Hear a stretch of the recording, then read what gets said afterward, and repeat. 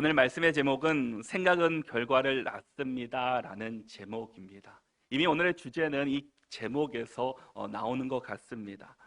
여러분은 요즘 무슨 생각을 하면서 살아가고 계십니까? 어떤 꿈을 꾸시고 어떤 비전을 가지고 여러분들은 살아가고 계십니까? 왜 이런 질문을 하느냐 하면 우리가 품고 있는 생각과 마음이 우리의 삶 속에서 그것들이 드러나기 때문입니다. 나는 아니다고 이야기하지만 우리가 알지 못하는 사이에 내가 생각하고 내가 품고 있는 그것들이 나도 모르는 사이에 내 삶 속에서 나타나고 그것들이 형성돼가고 있다라는 겁니다. 그래서 우리가 어떤 생각의 틀을 가지고 살아가느냐가 매우 중요합니다. 생각의 틀을 어떻게 가지고 살아가냐에 따라서 그 사람이 정말 좋은 생각을 품으로 말미암아 선한 영향력을 끼치며 좋은 사람이 될 수도 있고, 반대로 그 사람이 나쁜 생각을 함으로 말미암아 다른 사람들에게 악한 영향력을 끼치며 살아갈 수도 있다라는 겁니다. 우리가 주변에 보면은 이단에 빠진 사람들을 가끔 보게 됩니다. 그런 사람들을 보면서 여러분들은 어떤 생각이 드십니까? 어떻게 사람이 저런 곳에 빠질 수 있을까? 그리고 그곳에 있으면서 어떻게 저렇게 변화될 수 있을까라는 생각들을 한 번씩은 다 해보셨을 겁니다. 물론 방향은 잘못되었지만 이런 사람들이 몇 달 동안 또 몇 년 동안 교육받음으로써 그들이 변질돼 가는 모습들을 보게 된다라는 겁니다. 그리고 그들의 행동 자체가 정말 악한 모습으로 변화되는 것을 우리는 주변에서 쉽게 볼 수가 있습니다. 그것을 왜 그렇게 변하는가라고 봤더니 바로 그것을 의식화라고 이야기를 합니다. 사람의 의식을 바꾸면 사람이 바뀐다라는 겁니다. 정통의 의식을 이단의 의식으로 바꾸면 그들이 골수 이단으로 바뀐다라는 겁니다. 그러면 의식을 바꾼다는 것이 과연 무엇이겠습니까? 나쁜 방향이 아니라 좋은 방향으로 의식을 바꾸는 길은 과연 무엇이겠습니까? 우리가 믿는 예수 그리스도의 복음으로 의식을 바꾸는, 즉 복음의 의식화의 길은 과연 무엇이겠습니까?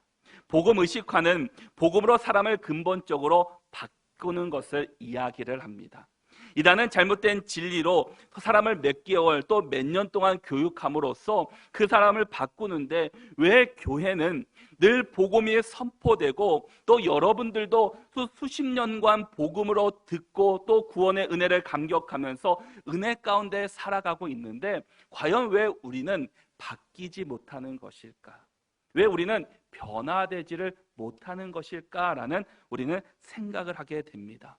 왜 사람이 바뀌지 않겠습니까? 분명히 사람은 바뀔 수 있습니다. 잠언 4장 23절에서도 우리에게 이렇게 말씀해 주고 있습니다.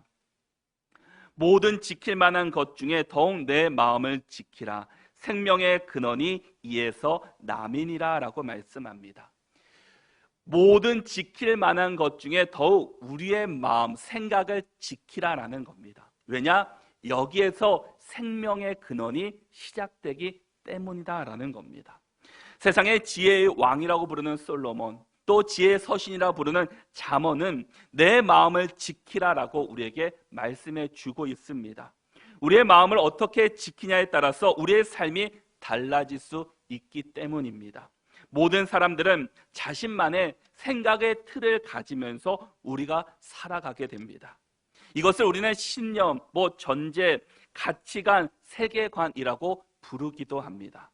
어떻게 부르든지 상관없이 모든 사람은 자기만의 생각과 마음을 틀을 가지면서 우리는 이 세상을 지금도 살아가고 있다라는 겁니다.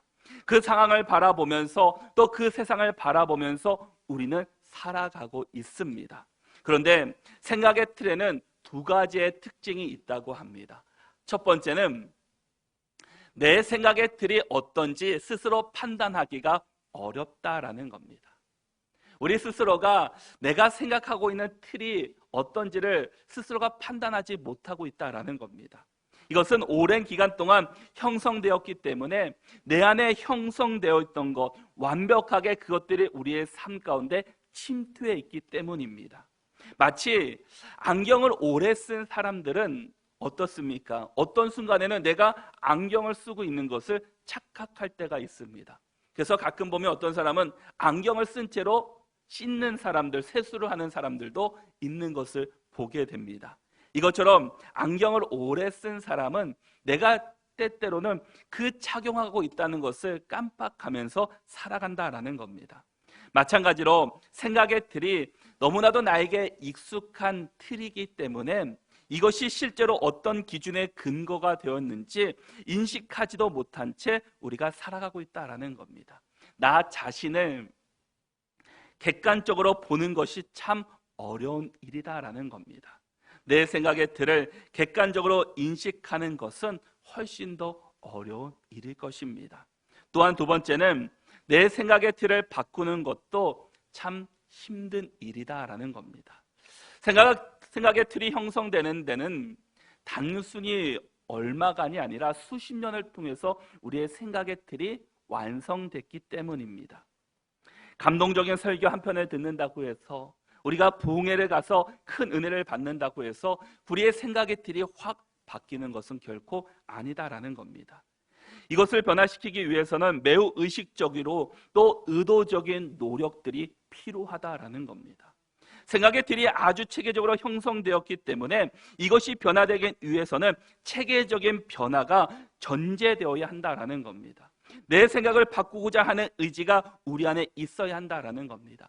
이단들을 보시면 어떻습니까? 그들이 이단에서 그냥 들어갔다고 해서 그들의 인식이 또 의식이 바뀌는 것은 결코 아닙니다. 그 안에 들어가서 그들만의 교육 방법으로 그 사람을 쇠뇌시키게 됩니다. 그래서 일정 기간 동안에는 내가 교육받는 것 자체를 속이면서까지 다른 사람들에게 알리지 않으면서 그곳에 들어가서 교육받습니다. 내 교육받는 강도가 그냥 우리가 생각하는 그냥 한 번 또 한 시간 그런 것이 아닙니다. 또 긴 시간 동안 교육받고 교육받을 때부터 또 교육받는 그 기간마다 시험을 본다고 합니다. 그만큼 강제적이고 수많은 헌신과 또 노력을 통해서 그들이 인식이 바뀌고 생각들이 바뀜으로 말미암아, 생각의 틀이 바뀜으로 말미암아 그들의 갖고 있었던 정통적인 의식이 이제는 이단의 의식으로 그들이 변화되고 있다라는 겁니다.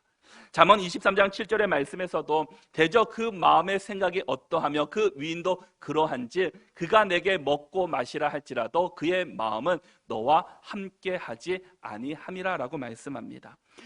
오늘 나의 인생은 과거에 내가 어떤 생각을 품고 어떤 마음을 품고 왔는지의 그 결과에서 나타났다는 겁니다. 지금 현재 내 모습이 되어진 것은 저와 여러분들이 지금 생각을 잘하고 있다면 우리의 생각과 우리의 마음, 생각의 틀을 바꾸기로 결단하고 그대로 진행한다면 우리의 미래는 다시금 바뀔 수 있다라는 겁니다. 내가 현재의 나의 모습으로 그냥 머물러 있는 것이 아니라 정말 내가 바뀌고 싶고 내 생각의 틀이 바뀌고 내 믿음, 내 신앙, 내 모습이 바뀌기를 원한다면 우리도 체계적인 교육 안에, 훈련 안에 우리가 함께 동참함으로 말미암아 우리의 삶을 바뀌는 노력들을 우리가 해야 된다라는 겁니다. 분명히 좋은 생각을 품으면 좋은 말과 좋은 행동이 우리 가운데서 나타나게 될 것입니다. 그러나 나쁜 생각, 나쁜 마음을 갖고 있으면 나도 모르게 우리의 입술에서 나오는 말부터 행동부터 잘못된 모습들이 나타난다라는 겁니다.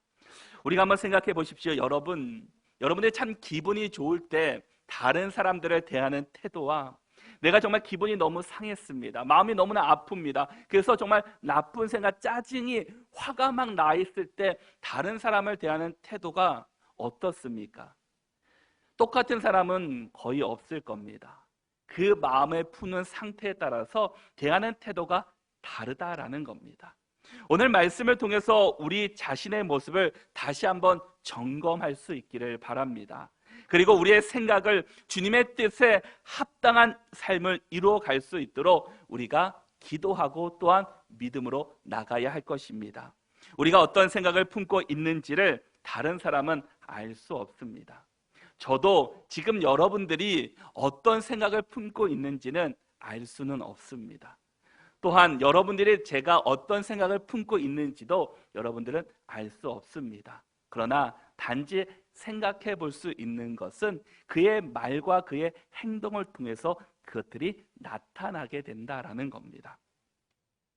그런데 생각은 어떻습니까? 이 생각은 어떤 것보다 더 놀라운 힘을 가지고 있다라는 겁니다. 우리가 자주 하는 생각대로 우리의 행동이 되게 된다라는 겁니다. 그 행동이 반복되면 습관이 되고 맙니다. 그리고 습관이 반복되면 우리의 인격이 되고 만다라는 겁니다. 그리고 그렇게 형성된 인격이 우리의 인생을 좌우한다라는 겁니다. 그래서 이 그림에서 나오는 것처럼 우리가 어떤 생각, 어떤 마음, 생각의 덩어리를 갖고 있느냐에 따라서 나중에는 그것이 우리의 인생으로 바뀔 수 있다라는 겁니다. 그러게 우리가 지금부터라도 우리의 생각과 우리의 마음을 하나님의 마음으로 또 믿음으로 좋은 생각을 품고 살아간다면 반드시 우리의 인생은 반드시 변화될 것입니다. 여러분의 지금의 인생이 너무나 힘들고 어렵다 할지라도 지금부터라도 우리가 예수님의 마음을 품고 살아간다면, 더욱 그곳에 집중한다면 반드시 우리의 인생은 변화된다라는 것입니다. 오늘의 본문의 말씀은 사도 바울이 고린도 교회에 보낸 편지입니다. 당시 고린도는 그리스 항구 도시였기 때문에 무역이나 또 상업이나 모든 면에서 항상이 발달되었고 대도시였습니다. 더군다나 동서양의 다양한 문화와 또한 종교가 만나고 있었고 12개의 신전이 있었고 2만 명이나 되는 사람들이 들어갈 수 있는 큰 야외 극장이 있을 정도로 큰 도시였다라는 겁니다. 고린도에서 사도 바울은 1년 6개월 동안 사역을 했습니다. 그곳에서 열심히 사역했고 그곳에 교회도 세웠습니다. 우리가 생각하면은 사도 바울이 세운 교회니까 정말 특별한 교회일 거야 라고 생각하게 됩니다. 그러나 그 교회도 그 나름대로의 문제가 있었고 어려움이 있었습니다. 어떤 어려움이 있었나 보니까 분열의 문제가 있었고 음란의 문제도 있었고 우상의 문제도 있었고 제사와 같은 문제들이 있었습니다. 또 그것뿐만 아니라 또한 거짓 사도와 거짓 선생들이 교회에 침투하여서 교회를 혼란스럽게 했습니다. 또한 그 바울의 사도직까지 또 공격하게 됩니다. 바울은 고린도 교회의 여러 가지 문제들을 지적하면서 그들의 싸움은 육신의 전투가 아니라 영적인 전투다라고 말해주고 있습니다.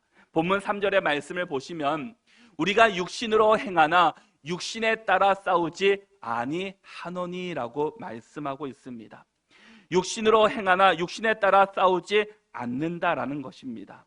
이 말씀이 무엇입니까? 육신을 입고 사는 현실을 우리가 인정하지만 우리가 육체적 이 세계가 전부가 아니라 영적인 싸움이 있다는 것을 우리에게 말씀해 주고 있다라는 겁니다.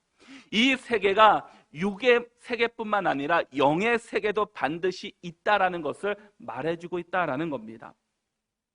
여러분, 이 세상에는 다양한 세계관이 존재합니다. 대부분 육체 아니면 영혼 둘 중에 한 가지를 강조하는 것들이 참 많이 있습니다. 그러나 기독교의 신앙은 어느 한쪽을 말하지 않고 영과 육을 모두 말해주고 있습니다. 눈에 보이는 육체만 강조하지도 않고 영혼이 모든 것을 통제한다고 믿지도 않습니다. 언뜻 생각하면 성경은 영혼을 더욱 강조하지 않나 싶을 정도로 우리가 생각할 수 있습니다. 육체는 일시적이고 영혼은 영원하기 때문에 물론 영혼이 중요한 것은 맞습니다. 그런데 성경은 육체의 가치, 육체의 중요성 또한 강조하고 있다라는 겁니다. 요한 2서 1장 7절의 말씀을 보시면 미혹하는 자가 세상에 많이 나왔나니 이는 예수 그리스도께서 육체로 오심을 부인하는 자라. 이런 자가 미혹하는 자요 적 그리스도니라고 말씀합니다. 성경은 예수님께서 육체의 몸을 입고 오신 것을 부인하면 미혹하는 자요 적 그리스도다라고 말씀해 주고 있다라는 겁니다. 왜냐하면 고대 그리스도 로마 사상에 따르면 육체는 악한 것이고 또 일시적인 것이지만 전능하신 하나님이 절대로 인간의 육체를 입지 않을 것이라고 그들은 믿었기 때문입니다. 이런 주장을 가리켜 우리는 영지주의다라고 이야기를 합니다. 영지주의는 한마디로 영혼은 선하고 육체는 악하다라는 말입니다. 이것을 철저하게 이분법적인 사고의 그 의미입니다. 그런데 여러분, 육체가 악한 것입니까? 여러분, 육체가 악하다고 생각하십니까? 아닙니다. 여러분, 하나님께서 모든 것을 창조하시고 나서 창세기 1장 31절에서 우리에게 말씀하시는 것은 보시기에 심히 좋았다라고 말씀하셨습니다. 우주 만물을 다 창조하시고 사람을 창조하시고 하신 말씀이 보시기에 심히 좋았다라고 말씀하셨다라는 겁니다. 그런데 왜 이 보시기에 심히 좋았던 곳이었지만 죄가 들어옴으로 말미암아 이제 창조의 세계가 타락하기 시작했다라는 겁니다. 죄로 말미암아 타락하기 시작하니까 세상이 이제는 보시기에 좋은 것이 아니라 이제는 어려움을 겪는 고난의 연속의 시작이게 되었다라는 겁니다. 인간의 타락의 문제이지 하나님께서 창조하신 그 세계는 아무 문제가 없었다라는 겁니다. 우리는 육적인 세계에서 지금 살아가고 있지만 육적인 세계만이 아니라 보이지 않는 영적 세계가 우리 가운데 존재하고 있습니다. 본문 4절의 말씀에서도 우리에게 이렇게 말씀합니다. 우리 같이 한번 4절의 말씀을 읽어보도록 하겠습니다. 함께 읽겠습니다. 우리의 싸우는 무기는 육신에 속한 것이 아니요 오직 어떠한 견고한 진도 무너뜨리는 하나님의 능력이라 모든 이론을 무너뜨리며 아멘. 믿음으로 하나님에 따라 살아가려는 우리를 방해하는 영적인 세력들이 우리 가운데 있다라는 겁니다. 그것은 바로 사탄 마귀들입니다. 사탄은 여러 가지 상황들을 우리를 조정하고 있습니다. 사람을 조정해서 우리의 믿음이 하나님께로 가까이 나가는 것을 방해합니다. 어떻게 해서든지 우리가 하나님께로 가까이 나가지 못하도록 우리가 주님 앞에 나가는 것을 사탄이 방해하고 있다라는 겁니다. 그러므로 우리가 진짜로 싸워야 될 대상은 사람이 아니라 이 사탄 마귀들입니다. 사탄은 우리 생각보다 훨씬 더 교묘하며 간교합니다. 훨씬 더 전략적이다라는 겁니다. 사탄은 이 악마의 모습으로 나쁜 모습으로만 우리에게 다가오지 않는다라는 겁니다. 때로는 아주 달콤하고 아주 아름답게 포장해서 우리를 유혹하고 우리를 넘어뜨리려고 한다라는 겁니다. 그럴듯한 논리와 지식으로 우리를 유혹하기도 합니다. 그 목표가 무엇입니까? 우리가 하나님과 멀어지도록, 우리를 하나님과 떨어뜨리기 위한 방법으로 그들이 사용하고 있다라는 겁니다. 우리를 하나님의 길이 아닌 죄의 길을 걷게 하려고 합니다. 우리가 사탄의 유혹으로부터 승리하기 위해서는 과연 우리가 어떻게 해야 됩니까? 우리의 생각의 틀을 바꿔야 한다라는 겁니다. 그럼 어떻게 해야지 우리의 마음을 고치고 지킬 수 있겠습니까? 우리의 생각의 틀 속에 과연 무엇을 넣어야 하겠습니까? 먼저는 하나님의 말씀이다라는 겁니다. 우리 4절의 말씀을 같이 다시 한번 읽어보도록 하겠습니다. 함께 읽겠습니다. 우리의 싸우는 무기는 육신에 속한 것이 아니요 오직 어떤 견고한 진도 무너뜨리는 하나님의 능력이라 모든 이론을 무너뜨리며 아멘. 하나님의 능력만이 견고한 진도 무너뜨릴 수 있고 모든 세상의 이론도 무너뜨릴 수 있다라는 겁니다. 하나님의 능력이 바로 하나님의 말씀이십니다. 우리 안에 하나님의 말씀으로 무장하면 어떤 유혹 속에서도 우리가 승리할 수 있고 우리가 어떠한 상황 속에서도 올바르게 분별하고 살아갈 수 있다라는 겁니다. 그런데 문제는 우리 안에 적당이라는 단어입니다. 나는 이 정도 알면 됐지, 내가 이 정도 예배하면 됐지, 내가 이 정도 기도하면 됐지, 내가 이 정도 훈련 받았으면 됐지, 내가 이 정도 성경 읽으면 되지라는 이 적당이라는 단어다라는 겁니다. 그것이 우리를 유혹하고 우리를 넘어뜨린다라는 겁니다. 우리가 얼마나 바쁩니까? 얼마나 힘든 시간들을 보내고 있습니까? 정말 하루 24시간 정말 그것을 쪼개고 쪼개서 사용하시는 분들이 얼마나 많이 있습니까? 그것들을 유혹해서 사탄은 이 정도면 괜찮아, 이 정도 묵상했으면 괜찮아, 이 정도 예배했으면 괜찮아, 이 정도 기도하고 찬양하고 말씀 받으면 괜찮아, 더 이상 하지 않아도 돼라는 그 적당함, 그 정도 됐어라는 그 말 한마디로 우리를 유혹하고 있다라는 겁니다. 사탄은 견고한 진과도 같은 존재입니다. 이 견고한 진은 성을 지키기 위해 세운 방어 요새입니다. 고대 성은 높은 성벽이 있고 성벽 위나 성벽 안쪽에 성을 지키기 위한 요새들이 있었다라고 합니다. 사진을 보시면 저렇게 고대 그리스의 성이 있습니다. 이 성의 경우에는 성벽 위에 방어 요새가 지금 놓여져 있습니다. 성을 공격하기 위해서는 가장 중요한 일이 바로 이 방어 요새를 무너뜨리라는 겁니다. 이 방어 요새만 무너뜨리면 사실 모든 전쟁은 끝난 것과 마찬가지입니다. 그래서 고대 전쟁에서 성을 공격하기 위해서는 세 가지의 전투 방법이 있었다라고 합니다. 첫째는 방어 요새를 무너뜨리는 것입니다. 그리고 둘째는 상대 군인을 포로로 잡는 것입니다. 그리고 세 번째는 이 저항하는 자들을 응징하는 것입니다. 이 세 가지의 전투 전략이 오늘 본문 가운데 기록해 주고 있습니다. 첫 번째가 방어 요새를 무너뜨린다라는 겁니다. 이것이 4절 말씀에서 사탄의 견고한 진을 무너뜨리는 것이다라는 겁니다.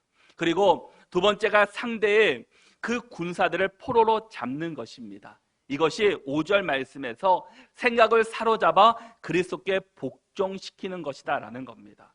그리고 세 번째 전략은 정하는 자들을 응징하는 것입니다.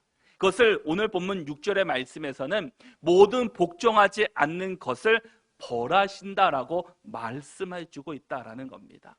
이 고대 전쟁의 세 가지 전투 전략이 어찌 보면 우리가 사탄과 싸워야 되는 전투 전략이다라는 겁니다. 이 전투 전략에서 가장 중요한 것은 이 견고한 진, 요새를 무너뜨리는 것이다라는 겁니다. 이것이 하나님의 능력, 곧 하나님의 말씀입니다. 그래서 사탄은 하나님의 말씀과 우리를 멀리 떨어뜨리기 위해서 온갖 방법을 사용하고 있다라는 겁니다. 그래서 예배에 나오려고 하는데 예배에 나오지 못하도록 여러 가지 주변의 생각들을 하게 되고 방해하게 됩니다. 그리고 말씀을 읽으려고 또 말씀을 들으려고 할 때 또 다른 생각을 품게 함으로 말미암아 그곳에서 멀어지게 하고 있다라는 겁니다. 우리가 말씀에서 무너지면, 예배에서 무너지면 우리의 신앙은 무너지고 말 것입니다. 그러기에 우리는 하나님의 말씀, 그 예배를 우리는 끝까지 붙잡아야 합니다. 사수해야 합니다. 그래야지 우리가 영적인 전투에서 무너지지 않고 믿음으로 승리하며 우리가 살아갈 수 있다라는 겁니다. 이 고대 전쟁에서도 요새가 무너지면 이 전쟁이 거의 무너지고 지는 것처럼 여겼던 것처럼 우리에게 신앙에서 가장 중요한 것은 다른 것이 아니라 바로 예배이고 하나님의 말씀이다라는 겁니다. 그러기에 우리가 매일매일 하나님의 말씀을 읽고 묵상하고 그 말씀 앞에 서는 것, 우리가 그래서 큐티를 하고 또 각자 나름대로 말씀을 읽으면서 우리의 신앙을 지킨다라는 겁니다. 우리의 신앙을 지키지 않으면 우리는 무너지고 맙니다. 사탄은 얼마나 간교한지 우리의 모든 것을 너무나 잘 알고 있습니다. 우리의 약점을 너무나 잘 알고 있기 때문에 그것을 계속해서 파헤칩니다. 그리고 그것을 계속해서 건드립니다. 그래서 우리가 넘어지게 하고 또 교회로부터 멀어지게 하고 또 말씀으로부터 멀어지게 하는 것이 사탄의 방법이다라는 겁니다. 사탄도 얼마나 생각의 중요성을 알고 있듯이 그래서 우리의 생각을 바꾸고 변화시키려고 힘쓰고 있다라는 겁니다. 우리가 우리의 생각의 틀 속 안에 하나님의 말씀을 채우면 우리가 하나님의 말씀대로 바른 인생을 살아갈 수 있고 멋진 인생을 살아갈 수 있고 복된 인생을 살아갈 수 있게 될 것입니다. 시편 119편 9절의 말씀에서도 청년이여 무엇으로 그의 행실을 깨끗하게 하리이까 주의 말씀만 지킬 따름이니이다 라고 말씀합니다. 우리가 어떻게 행실을 깨끗하게 할 수 있습니까? 그것은 주의 말씀을 지킬 때 가능하다라는 겁니다. 시편 1편 1절과 2절의 말씀에서도 우리에게 너무나 잘 아는 말씀을 주고 계십니다. 우리 같이 한번 시편 1편 1절과 2절의 말씀을 읽어보겠습니다. 함께 읽겠습니다. 복 있는 사람은 악인들의 꾀를 따르지 아니하며 죄인들의 길에 서지 아니하며 오만한 자들의 자리에 앉지 아니하고 오직 여호와의 율법을 즐거워하여 그의 율법을 주야로 묵상하는도다. 아멘. 우리는 늘 주의 말씀을 즐거워하며 주야로 묵상해야 합니다. 하나님의 말씀만이 우리를 선한 길로 인도해 주시기 때문입니다. 우리도 말씀으로 무장하듯이 사탄도 세상의 것으로 무장해서 우리를 공격합니다. 말씀으로 살고자 하면 그것들을 세상의 것으로 유혹해서 말씀 안에서 멀어지게 하고 있다라는 겁니다. 우리가 말씀에 근거해서 살아갈 때, 예수님과 동행하며 살아갈 때 우리는 어떠한 순간에서도 우리는 귀한 열매를 맺을 것이고 올바른 길로 살아갈 수 있습니다. 가지가 포도나무에 붙어 있어야지 정말 그 가지에서 귀한 열매를 맺을 수 있습니다. 그런데 가지가 나무에 붙어 있지 않으면 어떻습니까? 열매를 거둘 수가 없다라는 겁니다. 우리는 가지와 같은 존재들입니다. 나무는 바로 예수 그리스도이십니다. 우리가 예수님께 똑 붙어 있을 때 예수님을 통해서 공급해 주시는 은혜로 우리가 열매를 거둘 수 있고 또 진정한 올바른 길로 살아갈 수 있다라는 겁니다. 그런데 우리가 가지가 나무에 붙어 있지 않고 떨어지면 우리는 세상의 것으로 유혹을 받아서 열매가 아니라 악한 모습으로 변화될 수밖에 없다라는 겁니다. 지금 세상은 예수 그리스도 안에 경건하게 살고자 하면 세상은 그 사람들을 박해하게 됩니다. 이런 세상에서 사람은 점점 악해져서 속기도 하고 또한 속이기도 하면서 살아갑니다. 그러나 우리는 성경을 배우고 확신해서 이 성경 안에, 말씀 안에, 예수님 안에 살아갈 수 있기를 바랍니다. 그럴 때 우리의 생각의 틀을 붙잡고 있는 이 견고한 진과 세상의 모든 이론들을 무너뜨리고 예수 그리스도의 말씀으로 새로워져서 예수님께 붙잡힌 인생을 우리가 살아갈 수 있게 될 것입니다. 오직 말씀만이 우리를 새롭게 하고 우리를 변화시켜 주십니다. 세상에 아무리 훌륭한 강의를 말을 듣는다고 할지라도 좋은 책을 수없이 읽는다 할지라도 잠시는 변화될 수 있지만 완전히 변화될 수는 없습니다. 우리 주변에 서점에 가면은 자기 개발서에 대한 책이 너무나 많이 있습니다. 그 리더십에 대한 책들도 많이 있습니다.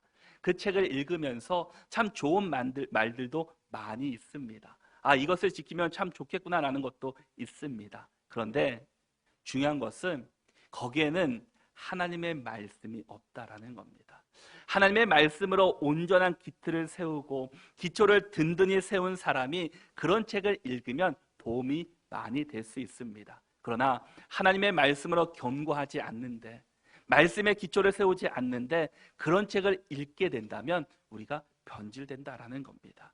그러기에 우리는 먼저 오직 말씀 안에서 새로워질 수 있기를 바랍니다. 말씀의 온전한 기초를 세우셔서 하나님의 말씀으로 든든히 세워가고 우리의 생각의 틀이 오직 말씀 안에 세워지는 믿음의 성도들이 될 수 있기를 바랍니다.